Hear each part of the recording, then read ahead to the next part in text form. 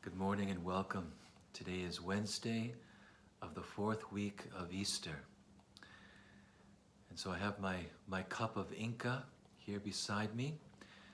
That's a Polish drink that my brother's wife introduced to me. She's from Poland. And it's a powdered drink. It's a mixture of four different grains. And it kind of looks and tastes a little bit like coffee, just without the caffeine. So I hope you have your cup of tea or coffee with you there. As we reflect together today on the mystery of salvation, I'm going to take a little different direction this morning. Rather than reflect on the gospel, I'm going to reflect on something I saw on the way to the parish this morning. You know, I mentioned yesterday how God is always speaking to us, and how important it is for our hearts to be disposed to listening, to anticipate all the different ways that God would love to speak to us each day. So I was driving into the parish this morning, and I noticed a sign downtown Mendota on one of the restaurants. And the sign said, "We're still open. We're still open." This is a beautiful Easter message. That's those simple words, "We're still open."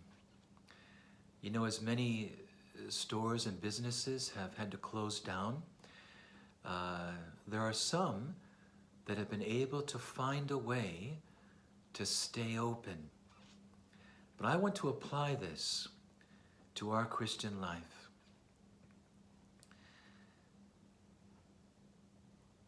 First, let's apply it to God. What we see so clearly throughout the scriptures is God's heart is always open to us. Jesus said a few days ago in one of the discourses in John's Gospel, "I will never reject anyone who comes to me." God's heart is an open heart.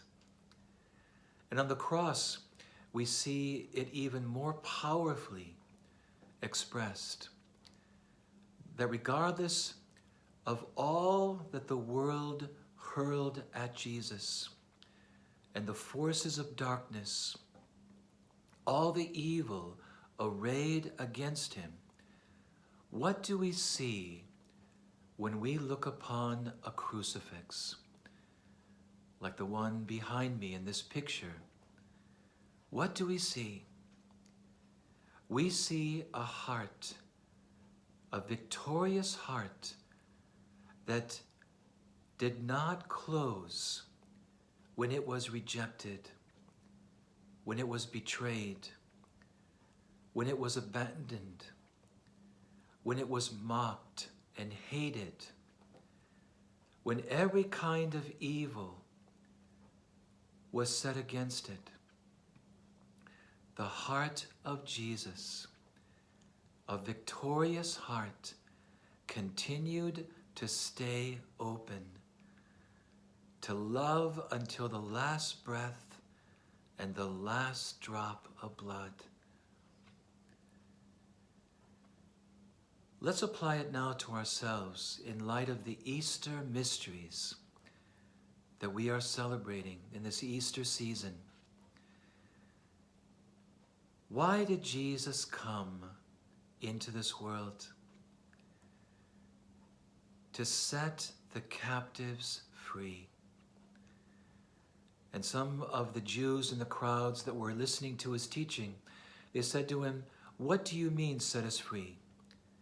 We have never been slaves to anyone." And then Jesus says, "Whoever sins is a slave, a captive to that sin." Jesus came to set us free from the prison bars, the closed doors in which we have lived our lives, and in which so many people continue to live their lives.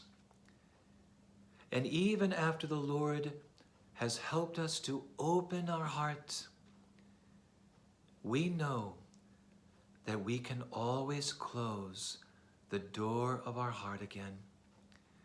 It can become hardened.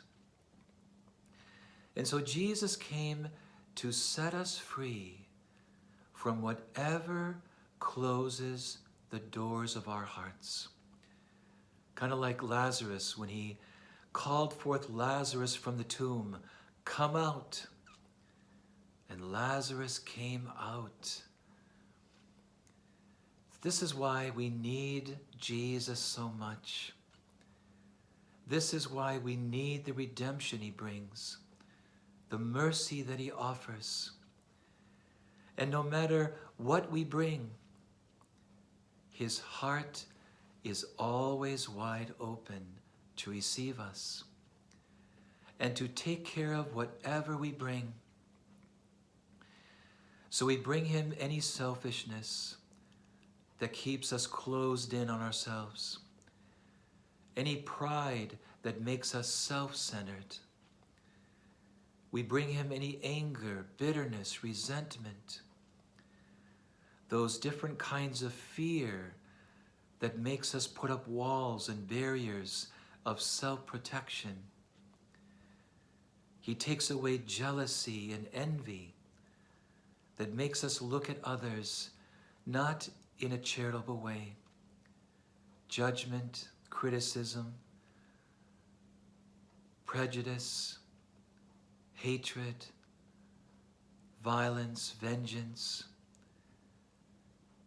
Jesus came to remove all these barriers, to take down these walls, to open wide the doors of our heart so that we can experience his victory over sin, Satan, and even death. This is what we're celebrating in the Easter season. And I'm convinced that whether it's the family squabbles, whether it's generational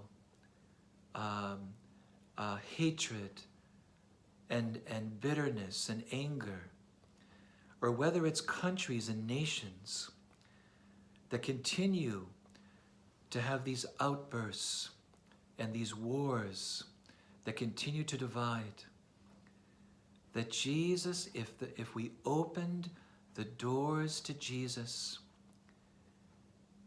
that in those situations they could experience the victory that Jesus won by his cross and resurrection,